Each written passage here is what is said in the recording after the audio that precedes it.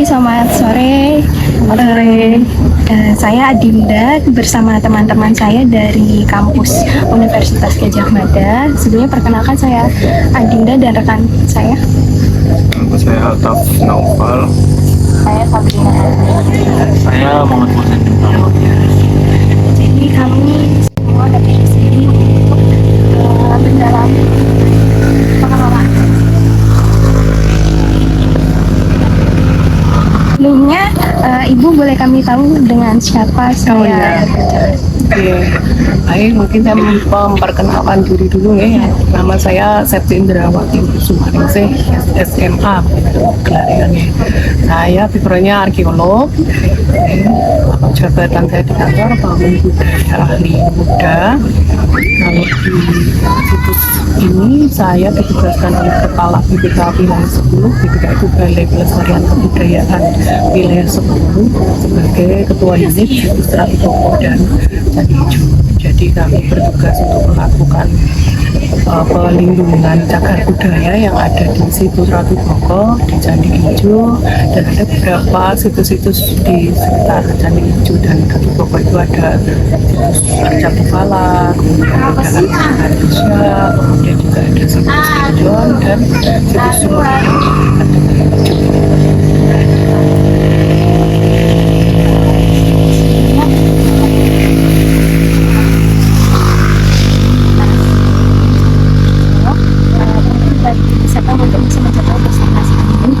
Dengan mudah, ya kan?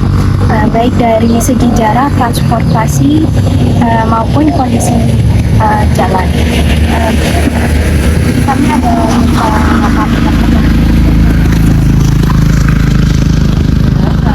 jadi untuk akses utilitas yang kecil ini dari pusat kota kita juga sampai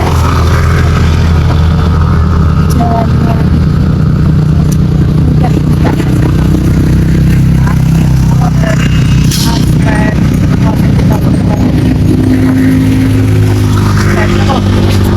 Semarang itu mudah karena kualitas jalannya juga sebagai kota katakanlah kota dan ini tinggal cari aja jalan ke arah Jogja Solo gitu, kemudian nanti bisa mencari jalur yang ke arah Candi Ijo gitu, atau ke arah Ratu Boko itu kan juga jalurnya hampir sama. Apalagi juga ini baru dalam proses pembangunan jalan alternatif Sleman Ijo. Saat ini mungkin masih dalam proses pembangunan. Tapi untuk jalurnya sebenarnya sudah sangat memadai. Sudah dulu tahun 19 itu masih aspal tapi rusak begitu. Jadi karena juga untuk banyak lalu lintas kendaraan berat seperti truk pengangkut batu yang dulu ditambang dari distribusi kan juga mengumpulkan tapi setelah ada perubahan Breksi juga menjadi pusat wisata ya, salah satu destinasi wisata di Sambirejo itu akses ke Ijo termasuk ke arah timur nanti mungkin yang akan menghubungkan ke Gunung Kidul itu sangat bagus. Apalagi Candi Ijo ini kebetulan dilintasi jalan ya, artinya tidak harus melalui jalan-jalan gang masuk gitu, tapi orang bisa melalui jalur utama ini langsung kelihatan gitu kan candinya. Mungkin yang kurang adalah fasilitas kendaraannya, mungkin ya moda transportasinya, apalagi moda transportasi atau juga karena kalau online karena di sini itu fasilitas sinyalnya yang umum itu yang belum memadai. Jadi kadang untuk beberapa pekerja pasti kesulitan sinyal ditambahkan itu. Jadi istilahnya ojek online atau apa itu lebih mudah untuk mencari bisa mengakses lokasi ini. Kadang pengunjung itu kesulitannya itu mencari transportasi, mungkin kalau dari bawah ke atas mungkin bisa, tapi kalau dari atas mau turun ke bawah mereka yang mengalami kesulitan. Transportasi umum juga belum ada yang ada saya akses khusus ke jalur di Candi Ijo. Dan saya lihat itu mungkin ada Damri tapi tidak jadwal bukan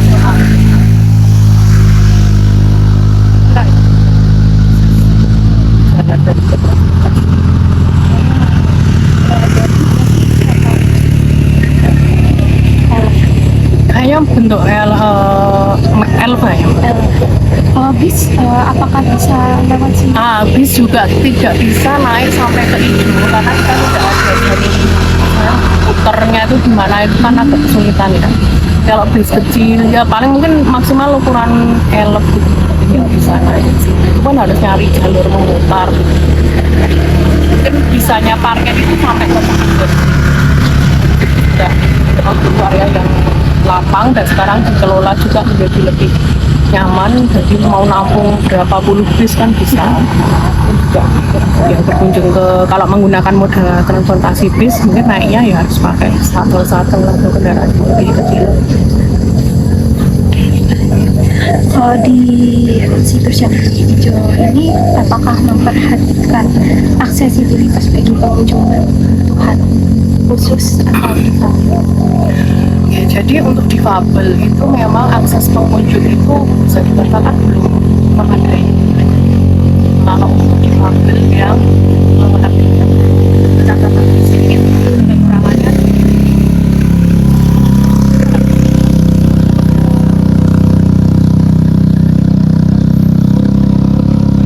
belum memadai lah.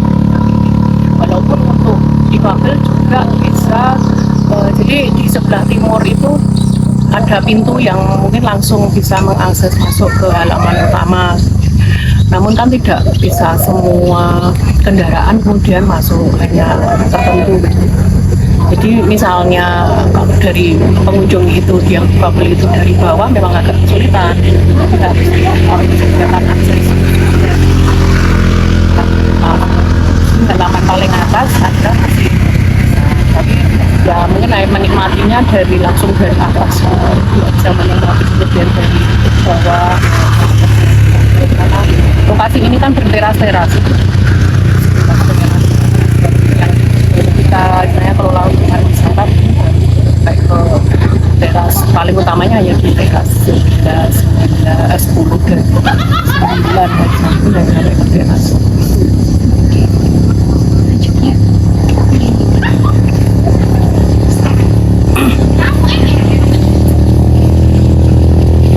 Masuk suaranya.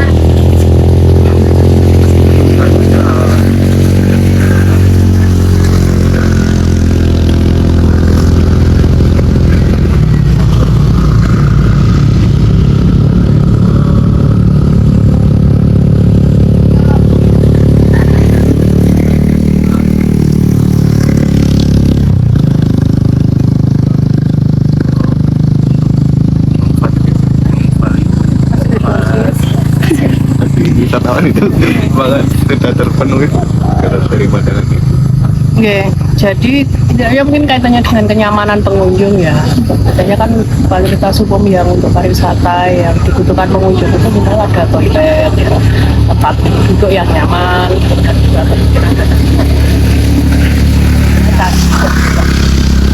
dengan alamnya. Itu memang kami tidak kami menyediakan.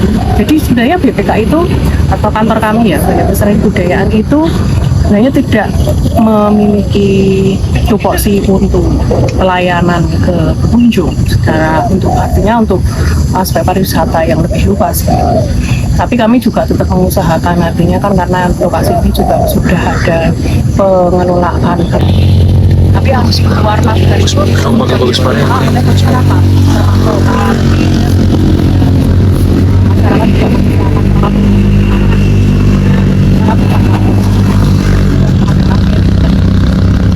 itu karena makanya itu masih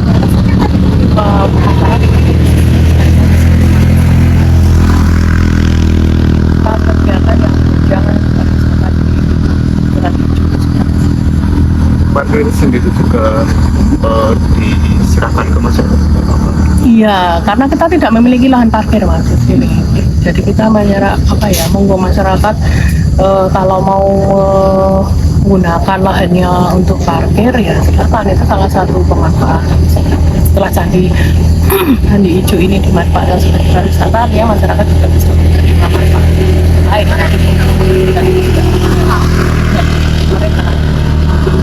Ya, kita hanya mengatur membolehkan, tapi kita juga memberikan rambu-rambu. Artinya candi ini kan punya atau lokasi ini, lingkungan ini kan punya karakteristik cagar budaya yang berasal dari masa klasik Hindu-Buddha. Jadi bangunan di sekitarnya juga bangunan-bangunan baru terutama itu harus mendukung keberadaan candi itu sendiri supaya tidak ya kontras terlalu, jadi itu kan enggak harmoni, ada harmoninya. Kita mengendalikannya kita buat masyarakat walaupun itu namanya sendiri, tapi karena itu masuk ke area zona penduduk dari candi hijau sehingga harus pembangunannya itu juga harus menunjukkan citra candinya sebagai tinggalan masa klasik. Jadi mungkin bangunan yang kita arahkan bangunan yang tetap bernuansa tradisional. Kalaupun sebenarnya arahannya tidak boleh yang permanen, tapi karena mungkin juga kebutuhan ya sekarang ya, kalau non permanen juga segi keawetan, ketahanan itu juga mungkin akan kurang karena lokasi ini kan juga sebenarnya rawan bencana juga ya, angin, kemudian petir, terus hujan lebat, longsor juga, okay. Jadi kami juga tanah di hijau ini kalau tidak ada vegetasi yang baik, tutupan yang baik itu juga rawan dengan longsor. Ya baik. Dan di sini itu untuk menjaga kebersihan dari sekitar dia bakal ada yang kebersihan. Sementara ini masih juru pelihara BPK 10 yang melaksanakan. Jadi seharusnya dalam pengelolaan pemanfaatan khususnya untuk pariwisata ini sebenarnya ada PT sendiri ya di Kementerian Kebudayaan, nanti ada PT Museum dan Cagar Budaya namanya. Jadi mereka belum melakukan aktivasi pengelolaan dari sampai saat ini masih. Jadi kami masih membersihkan ya candi dengan, kalau tugas utama kami adalah melakukan perawatan yang dalam konteksnya di perlindungan cagar budaya itu adalah pelindungan cagar budaya ya, merawat, melakukan merawat itu maksudnya yang membersihkan. Kalau batunya terjadi kerusakan ya kita betulkan, kita benahi, kita dibersihkan, dan juga misalnya terjadi kerusakan kita perbaiki. Ini memperbaiki material batunya juga, kalau jadi misalnya ada yang patah itu ya kalau candinya itu lingkungannya, karena kita kan menata lingkungan ini supaya lingkungan itu juga mendukung kelestarian candi. Kalau tanamannya terlalu tidak dikendalikan, mungkin ada burung atau serangga berusak dan yang lainnya, itu juga akan mengganggu kelestarian candi. Jadi itu yang kita lakukan. Kadang pohon itu juga perlu kita pangkas karena kalau misalnya hujan lebat, angin itu rawan. Dari sebenarnya mungkin dari keunikannya ya, hijau itu sebenarnya menariknya ya dari aspek lingkungan, dari alamnya, pemandangan alamnya, juga dari ya area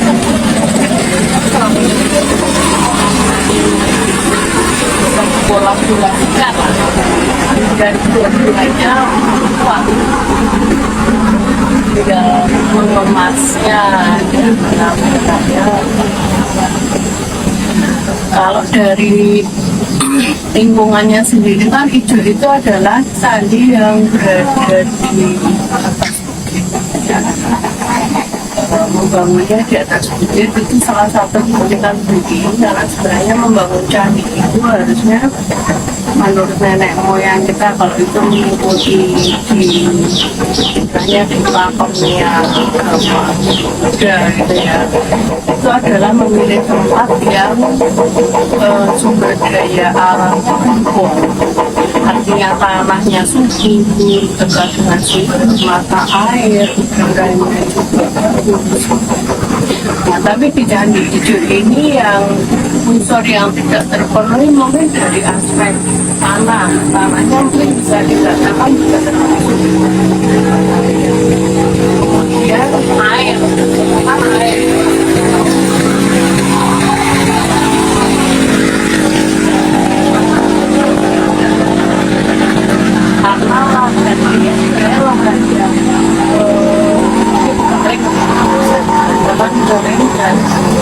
sumber daya untuk membangun candi. Candi itu dibangun dari material dan yang di halaman inti pusatnya ini dibangun dari batu andesit. Batu andesit itu sumbernya dari letusan gunung berapi. Biasanya kan itu terbawa oleh aliran ya istilahnya kan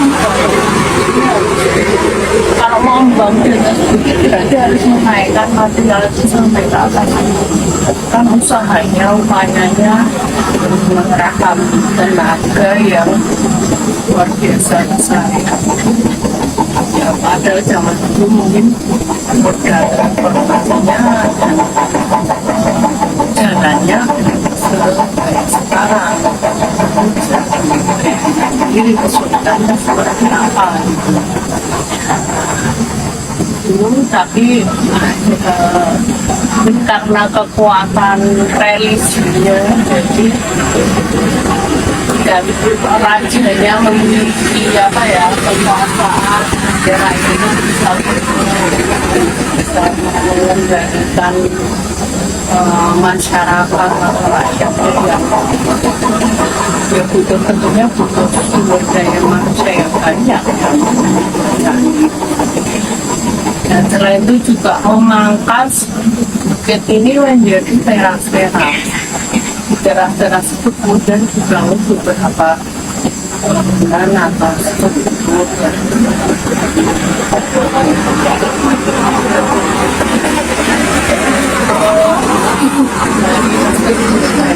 seperti dia dari candi itu juga membangun sesuatu. Jadi itu ada perhatian relief yang itu ya juga kalau bahasa seninya indah dan itu bisa menginspirasi membuat karya dan juga sekarang mungkin berencana untuk membuat pengembangan seni yang terinspirasi dari candi dan juga teman-teman lain karena selain candi kan juga ada teman arca itu kan juga ada peralatan kainnya seperti apa, perhiasannya seperti apa, dan arca itu gerakannya seperti apa dan itu bisa dikembangkan.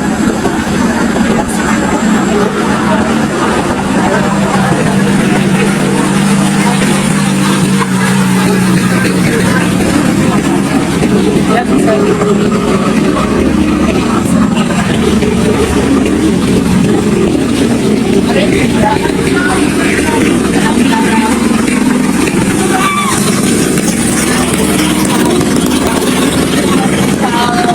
ya maksudnya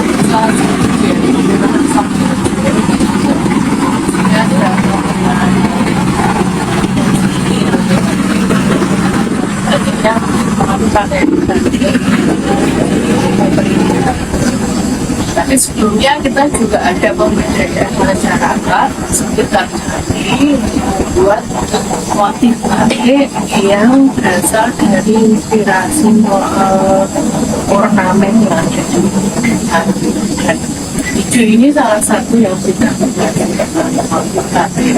Khususnya yang di dalam itu kan ada relief kurang di dunia itu bagian itu ada naga dan pramuna, nah itu kemudian diolah oleh senimannya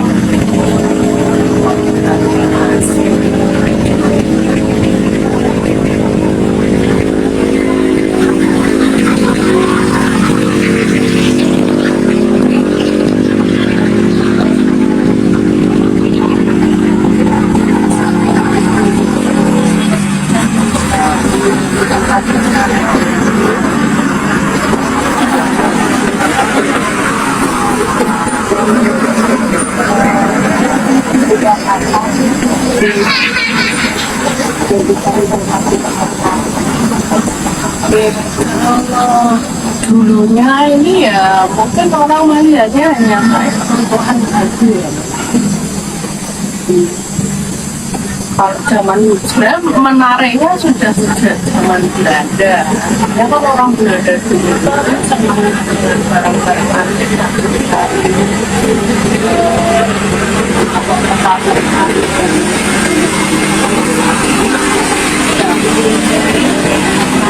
menariknya itu karena mereka tertarik saja juga. Mereka tahu kalau itu yang seni ada aksa dan di candi itu juga kan bagian dalamnya itu masih ada kita peripik ya, kayak ditanam sebagai unsur-unsur yang menghidupkan gitulah, menghidupkan candinya, ruh candinya itu kan ada bentuk-bentuknya. Peripik itu kadang ada bahannya ya, itu memang kadang ada emas.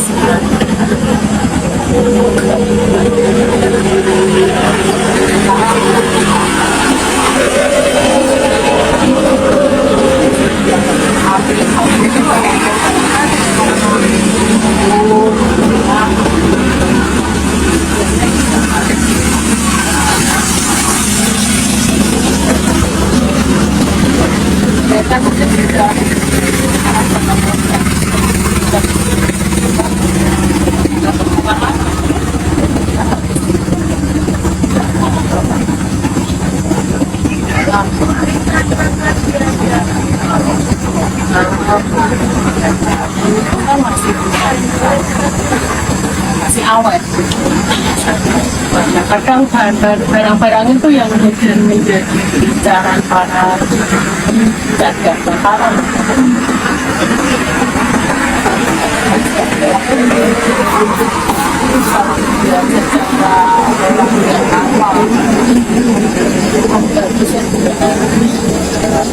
Oleh karena itu kadang masyarakat yang tidak paham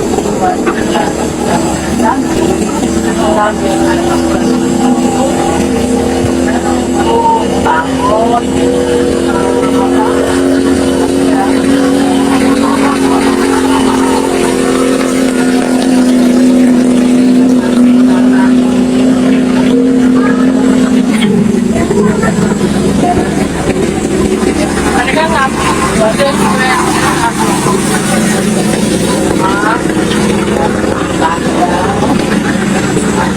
ada juga yang ambil batu yang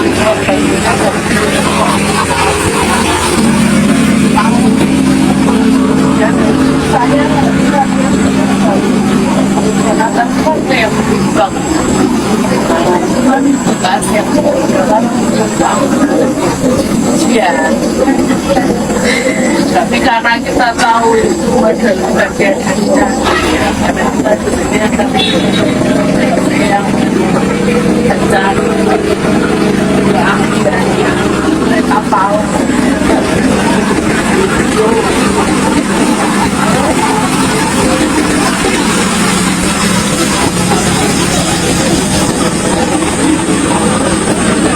cocok, tapi kita nggak sabar.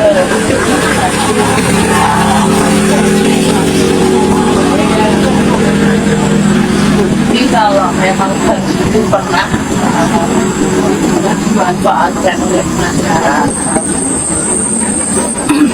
Nah, kalau untuk pemanfaatan sebagai pariwisata itu setelah kita ada kerjasama dengan dinas pariwisata Kabupaten Sleman dan kerjasama dengan masih di Kementerian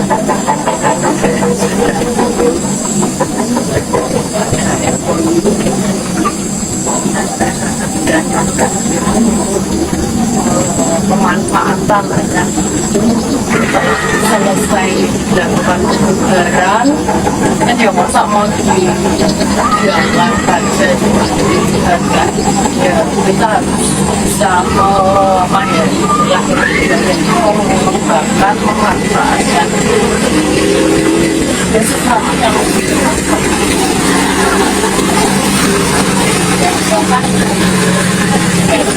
apabila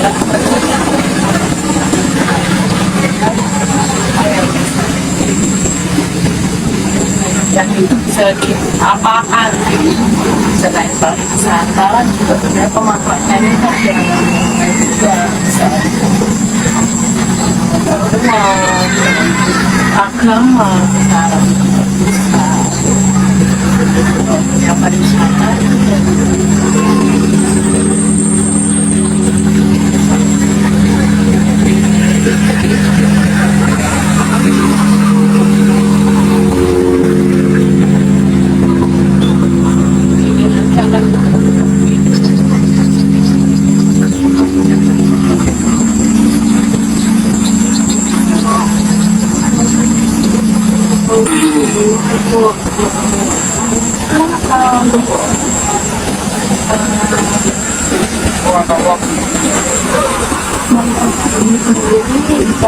paling bagus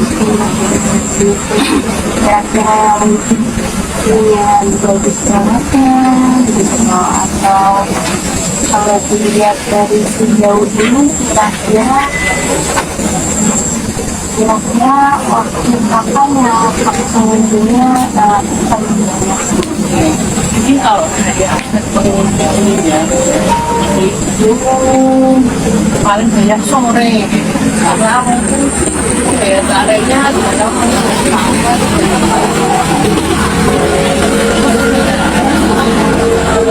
poinnya dan bukan sunsetnya ya, tapi silakan karena posisi tadi itu berada di atas bukit, jadi sunset itu lebih peluangnya itu lebih besar dan mungkin lebih mudah ya. Nah, kadang candinya itu masih menjadi bonus saja. Jadi saya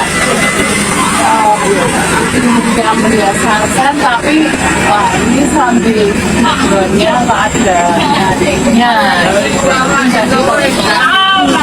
apa sebenarnya? Kadang mungkin masyarakat pengunjung sendiri masih tujuan utamanya itu karena lokasi yang tinggi menikmati sunset apa ya dari jaman dibandingkan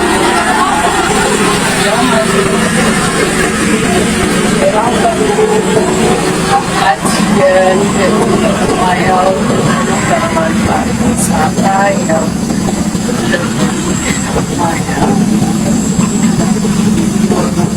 akan nilai-nilai penting sebatang budaya. Sebenarnya apa sih yang pengen mau bisa dipegangkan sama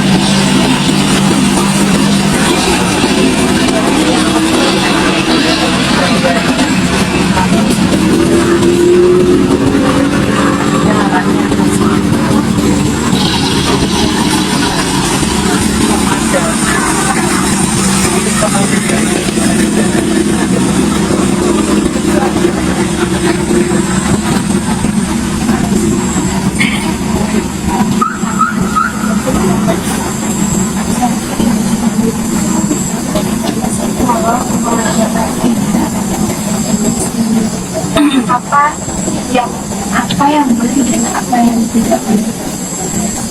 Ya, kalau mengadakan event itu sekarang kita boleh ya dengan dasarnya kita proteksi ya, bersama tentang keberagaman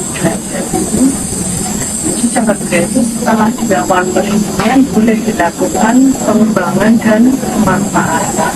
Nah, sebenarnya sebelum dilakukan pengembangan dan pemanfaatan kan kita mengadakan kajian studi donasi. Donasi itu membatasi delineasi